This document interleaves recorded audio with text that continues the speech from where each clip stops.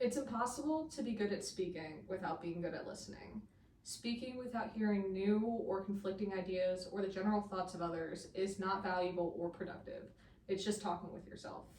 Understanding communication is more than just thinking about what you are going to say next. It's about listening to others in order to establish an environment where everyone feels heard.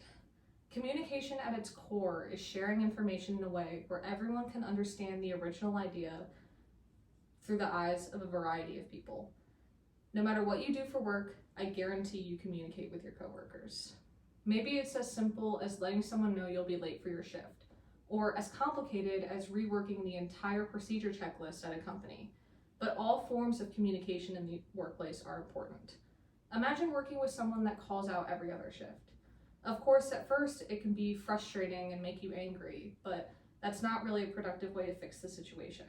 Instead, sitting with your coworker and explaining how this negatively impacts you and your coworkers and listening to their reasoning can give everyone a better understanding of what's really going on. Maybe your coworker's babysitter keeps flaking on them, or they have a lot going on all of the days that they're scheduled. Having this conversation with them not only brings the team closer together, but it also reminds us that we're human and that everyone can benefit from a little bit of grace. Now, imagine working somewhere where communication wasn't really tolerated as much. I work at a local deli, and it can be frustrating for this exact reason.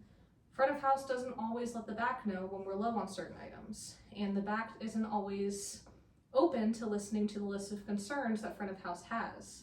This leads to lack of certain items, slow ticket times, and a general sense of irritation across the entire staff.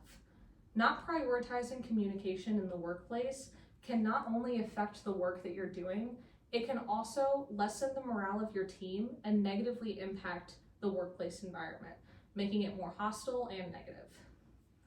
Communication is a core skill that everyone needs to have going into the workforce.